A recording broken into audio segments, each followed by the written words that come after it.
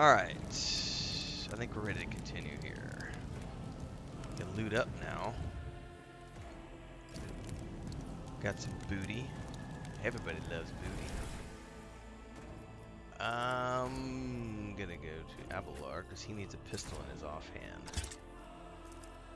This is one of the coolest things I love about this game is you can have a melee weapon in one hand and a pistol in the offhand. So you don't necessarily have to switch weapons sets. Weapons sweats. I'm sweating from the weapons, man. But you get both. That's really cool. Alright. Kick save. Quick save. Let's get out of here. Alright, we're at the Navigator's Sanctum.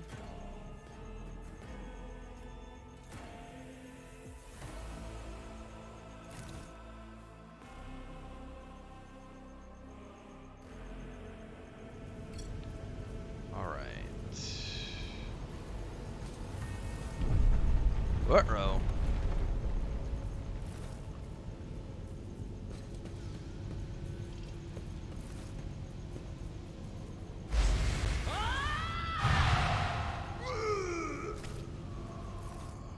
The woman before you whips around and gazes straight at you, her eyes glowing with otherworldly light. And so he will enter the halls of the blinded guide and witness the radiance of the final dawn through the cracks, and fall victim to a whim of fate. Master Renfail, watch your head. Nice duck and tumble, bro. Adira. Abelard grumbles as he dusts himself off and grips his weapon once again. Would it be too much to ask that you phrase your soothsayings plainly for once? That was too close. The woman bursts into guttural drunken laughter. Sorry, old man. The voices are so loud I can't even hear myself think. They shriek, they sing, they... Oh, Abelard, how they sing. Renfail, this is Adira Tlas, personal psyker and diviner of Her Ladyship Theodora von Valancius. Abelard looks her up and down. Adira, I'm not drunk, old man. I'm suffering the effects of the warp that is seeping through these walls.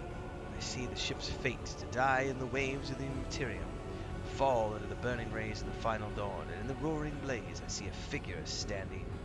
But who is it? Who? I have no answer. The entity in your consciousness shrinks, and crawls in deeper, its claws scraping against the walls of your mind, as if the presence is trying to hide from the seer standing before you. Diviner, eh? She nods, yet her gaze is directed somewhere away from you. Voices from beyond the threshold whisper to me. Sometimes their murmurs are clear, and they grant insight, but sometimes they drive me mad. But I am patient. I know how to listen and discern. But now with this clamor around me, there's too many voices, it's too loud. She turns her head to you, her vacant eyes flaring like embers. And you are one of Lady Theodora's heirs. Well then, we'll finally meet. You hear a few clicks from the relays on the servo skull, which has followed you all the way here, and Theodora's scrambled words give way to a voice vaguely familiar to you. Officer's frequency? To all who can hear me, those with a weapon in their hands are to gather on the officer's deck at once. I repeat, gather on the officer's deck at once and prepare to launch a counterattack. That's Edelthrad. Emperor's Providence. The other heir lives as well. Quickly, must head to... It's so fast, old man. If we're drowned in the warp, no member of Lady Theodora's heirs will be used to us anymore. If Edelthrad, like me, has not yet surrendered either mind or body to the mercy of the warp, then he can still hold out a little longer. Abelard spits out a florid curse. Blast it, you're right. First we need to deal with what's happening here. So, what are we doing? The whispers call me. The ones I can make out amongst all the screams. Those who are rocking this boat hit us where it hurt. They went after the Navigator, our guide to the warp. Other whispers called to the Engineerium, but it was too late. I heard the cry of our master Cog and the silence that followed. What? You don't mean the chief engineer is... Oh yes, Abelard, dead without a doubt. The shriek of the Navigator's Sanctum was louder than the rest. It's better that we save the Navigator than some lever puller from a cooling module. Alright, let's go. Oh no. No, nothing is well with him. Can't you feel the chill crawling on your skin? The eyes watching you. The warp ice has already encased the bulkheads. What follows is calamity. She freezes, then slaps her cheeks, rubs her face, looks at you, but the supernatural glow is now gone from her eyes and a smirk spreads across her cheeks. But we're not just going to stand here and take it, are we? The state of things in here suggests there's a navigator around, maybe one who's crippled or at death's door, but still kicking. And since our skin hasn't peeled off our faces just yet, his third eye must be closed, or at worst, just a little roughed up. So let's go and protect that noble mutant while we're still alive. Now she's also an adept, but I think she's a diviner where I chose the other option, which was the bio.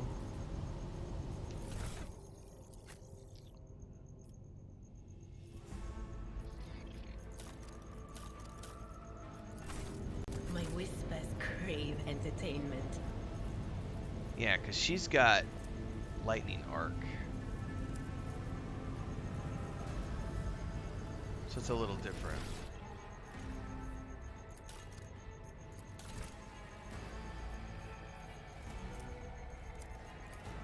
Wait, it says she's a... Okay, it's right there. It said she was a fighter, and that's not true. So she's an adept.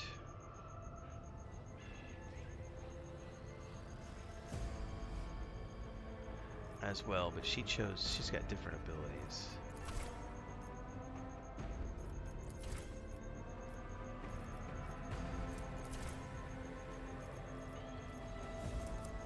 Yeah, see, she went with divination, and I went with the other one.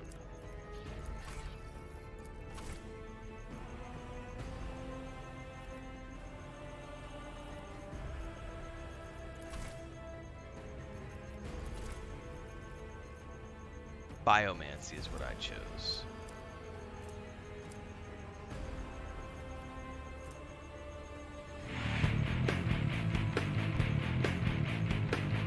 Welcome to the YouTube channel, Norgan. Thanks for the follow.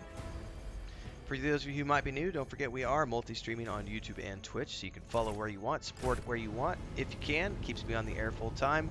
On Twitch, bits, cheers, and subs, and if you're on YouTube, super chats, super thanks, and memberships all contribute to the cause. If you like what you see, I'm live every morning from 5:30 to 7:30 a.m. and every evening from 8 p.m. to around 11 p.m. Occasionally we do afternoon streams as well, and we're playing a whole slew of different games. World of Warcraft, Rogue Trader Beta, Wasteland 3, just finished up Cyberpunk about 2 weeks ago. We're going to be doing Dune Spice Wars soon, so stay tuned for that as well. And of course the Rogue Trader launch when it happens on December 7th. Yeah, I love that one too. It took me about 2 hours to set up all the audio notifications the other day, Assassin, but I'm pretty happy with my various notifications now. Alright, we need to probably open that door. I don't see anything else that we can do here. I go where the whispers lead.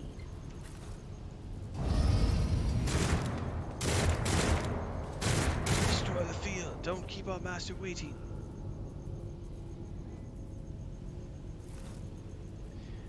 Combat scenario.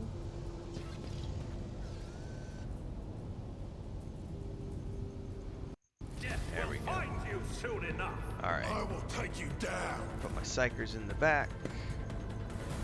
And put Adelard way up in the front.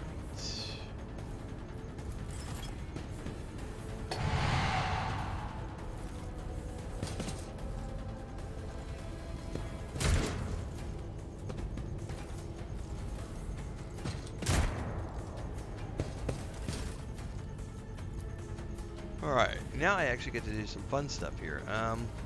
We're going to study enemies.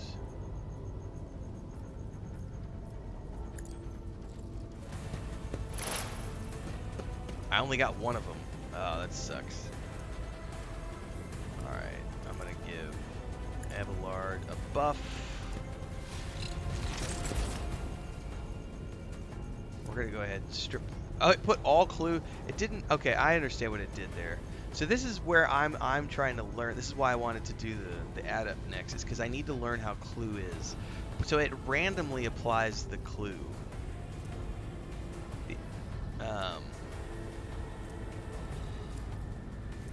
Study enemies. The Adept randomly distributes stacks of clue marks. So what it did is it just assigned all of the clue marks to one mob. Well, we're going to take one of those away to do the expose weakness on him. So he now is... Hang on, get rid of that.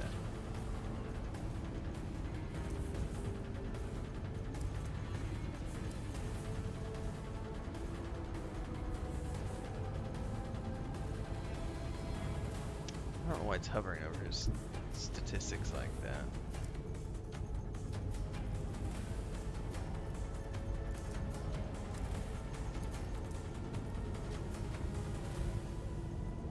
So it's applied to him now, which is very nice. Alright, so I can now get rid of my turn.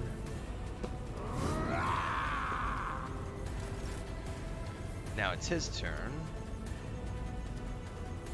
We're gonna move up in here. My place is at the wall. So we get the AoE. You a target. And we're gonna charge. Victory is imminent. Oh, he charged all the way. What the heck, Abelard?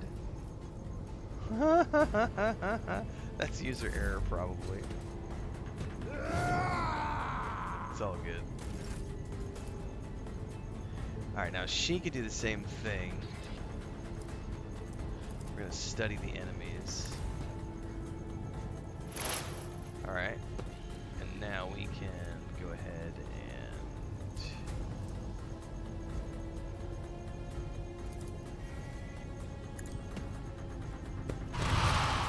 Psychic Shriek that asshole. He's done.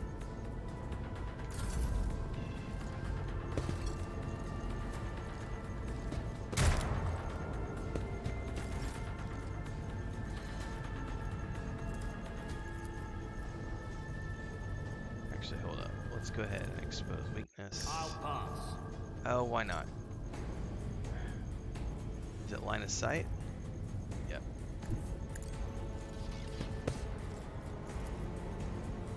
I don't have time for this. Unavailable. Why can't he use it? Huh. Alright, well. Suits my purposes.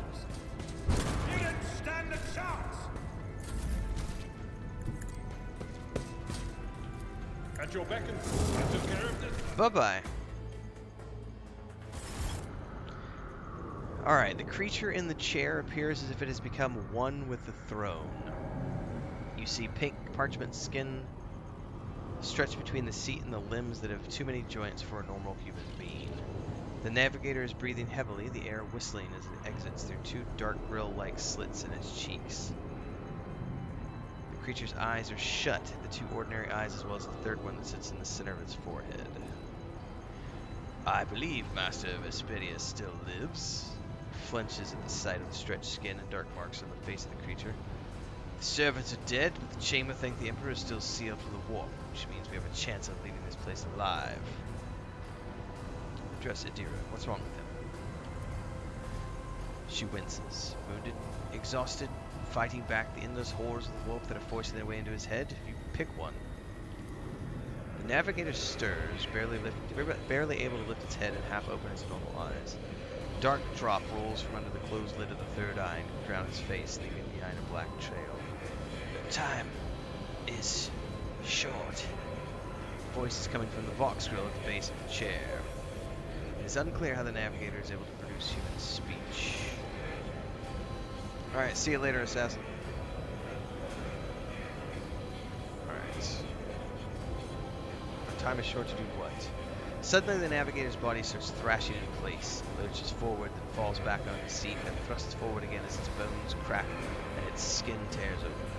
However, the fusion between the body and the chair appears to be stronger than his wild impetuses. The mutant remains seated, but he leans as far forward as he can, his layered raiment slowly turning crimson. The gill slits burst open, revealing two hideous screaming mouth-like pits. Fall to your knees, mortals, and behold the final dawn. Adira shrieks in terror. It came from beyond. His body's not his. Adira's scream is echoed by the silent cries in your head. The unseen creature triumphs at the sight of the navigator succumbing to the paroxysm of corruption. Its march thunders over the burdens of hope.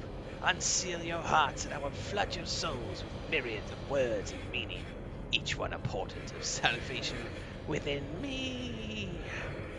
The navigator continues to convulse violently in his seat, shrieking and cackling, then his fit stops abruptly.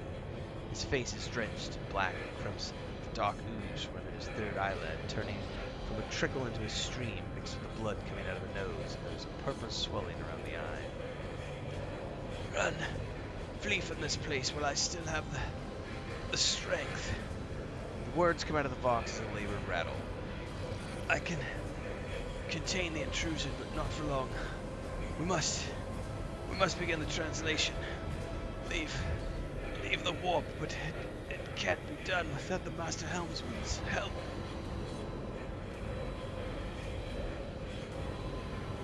Alright. We need to roll. How do we help you? Run! The sanctum will be sealed. I will hold it off. Run and wait for the signal for the Master Helmsman. Run! Alright. Abelard. Yeah, we need to hit the bridge.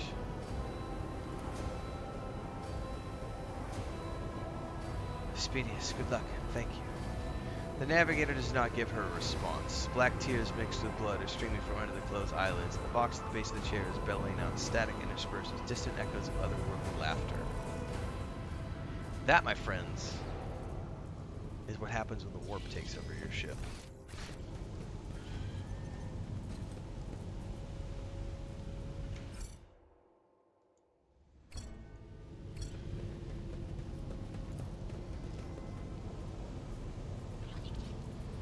Guessing we go back out here. Oh, hang on, there was stuff in here. To the stars. I forgot to loot.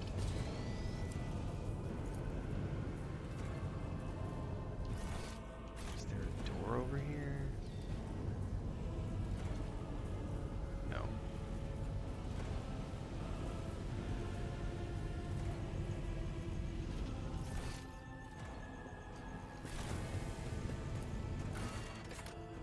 I guess we're going to the officer's deck next. Alright, enjoy, Assassin. There's a few I've done. I think there's 7 in the playlist, but I actually haven't cut the last couple of streams into episodes. And the reason is because when I hit that wall the other day where it wouldn't let me transition into Chapter 2, I was like, you know what? I'm going to just... That playthrough is essentially finished, so I just didn't cut the last 2 episodes. So we're gonna redo it with the Adept and see.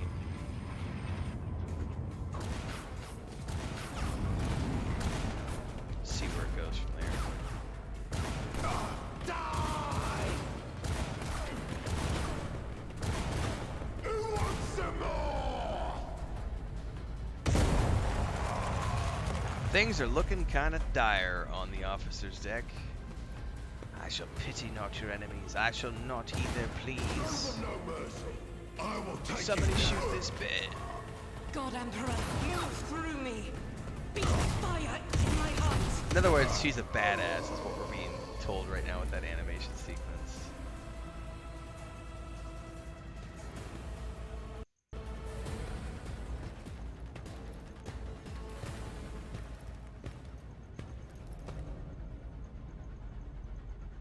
Chains wrapped around her weapon.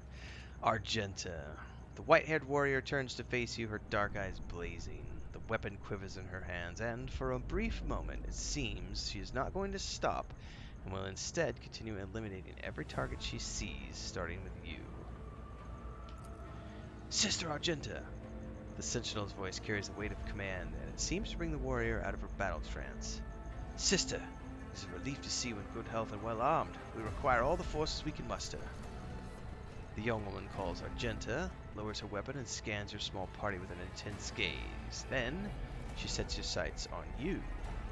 Your face, it is unfamiliar? Who are you? I am Renfail von Valancius, the Lord Captain's heir. She gives you another stern appraisal. You catch something strange in the dark depths of her eyes, some eternal struggle or a wordless question.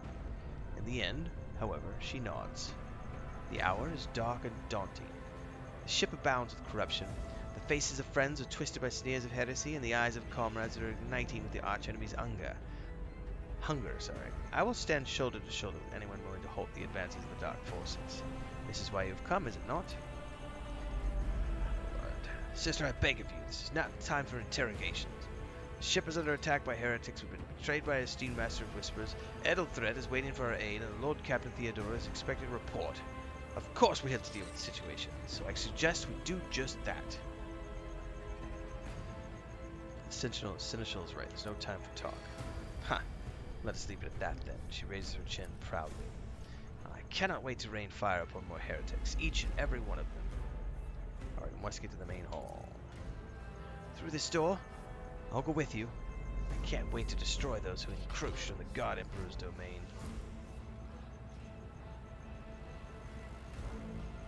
The Overseer says we will follow. For now, we'll hold off any heretics who might try to crawl through the cracks. Alright, sister, ready.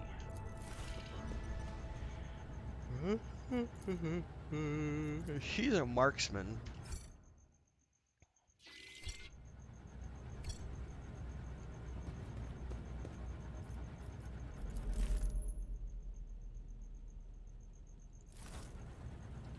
Alright. Follow my lead. That is a quick save moment right there.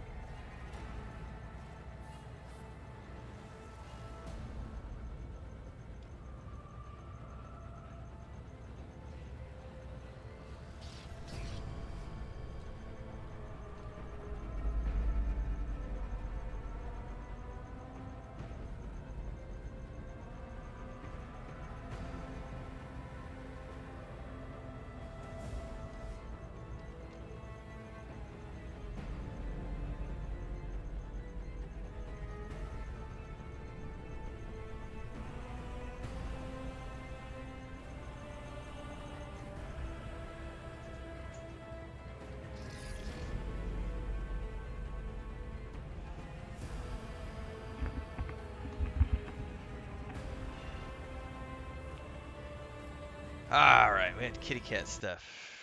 Checking out all the morning activities here.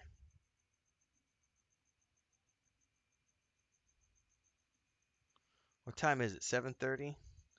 Alright, I gotta wrap up, everybody. I got a little bit of a late start today, so I have to head out. Got morning stuff to do. Getting ready to go buy, I don't know if I'm gonna buy it today or tomorrow, but I gotta measure all my dimensions and get everything written down. But I'm gonna build a standing desk for the office. So when we first moved in, we bought these tiny little wooden desks that I've been using. They're actually just tables. But when we moved in like a year and a half ago, I guess it's been close to 2 years ago now, we just bought these off the street.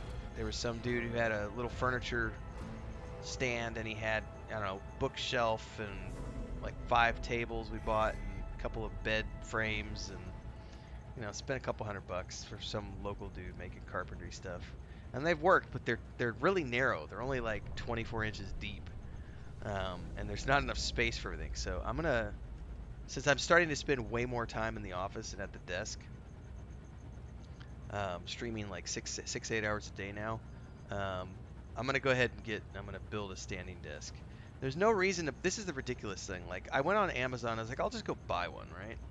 So I go on Amazon and I start pricing things out, and it's like, God, I'm gonna spend, $400, $500 on a standing desk, and all the standing desks that they sell are like motorized, right? So that you can raise it and lower it. And it's like, well, I don't need a motorized desk, right? And then they have a couple that are unmotorized and on stands, but it's still like $300, $400. I will not spend $400 on something when I can build it for $100. I mean, yeah, I have to put in physical labor into it, but that's the benefit of me having years and years and years of carpentry and construction experience back in the day, is so that I can do shit like that and save the money by just doing it myself. So Chris went and shopped around. I got some lumber dimensions. I got to do some measuring this morning and put it all together, so that I can go actually order the wood. And that'll probably be my next week project, is putting together a new standing desk for the office, which essentially will be about, I'm going to do like 5 feet wide. It'll be about 5 feet wide and about 3 feet deep is what I'm going to be doing. So that should give me plenty of space. What I don't have though is a chair. I don't have a chair, so that if you're doing the stand-up desk, and I'm standing there for 3 or 4 hours and I want to sit down for 20 minutes, I don't have like a bar stool or some sort of a high back chair. So I will have to buy a new office chair probably. But that's a long-term thing, not a now thing. Yeah, Bringen, thank you. I'll probably be back this afternoon with some Warcraft. Tonight is my Sea of Thieves, although it's my brother's 30th birthday weekend, so I don't know if him and his wife have plans. If they have plans, I will not be playing Sea of Thieves tonight, and I will start my Wasteland 3 tonight stream at 8 p.m. But if they decide they want to play tonight, then I probably won't be around until 9:30 or so. So my stream will be late tonight. But I probably will stream some Warcraft this afternoon, so stay tuned for that, everybody. In the meantime, I'm going to head out. Thanks for hanging out this morning. I realized this stream was a little disjointed because I kept having to get up out of my chair, but we had a lot of stuff going on with the homestead today, and pretty sure one of our cats got bit by a tarantula or something because he's not feeling good and he's got a little thing on his paw, so we're keeping an eye on him. And it's not deadly, but they where we live, there's nothing really venomous that could kill a cat. But when they get bit by a tarantula there are snakes around here, they're just not super venomous. But anytime a small animal like that gets bit or stung or something like that, they will suffer. They'll get sick for a day or two. And poor Frodo came home today. He actually didn't want to come in. He was across the road, sitting on the other side of the fence, just like hunkered down, and I had to go get him, and he was all just trembling, and I was like, Betty, what's the matter? And when he gets scared, like if there's fireworks, he starts getting the shakes and he gets all trembly and scared. So I don't know what happened. I don't know if he got bit. We found a little mark on his paw that looks like it might be a bite mark, but it's also got a scab on it, so it might be older. We're not sure.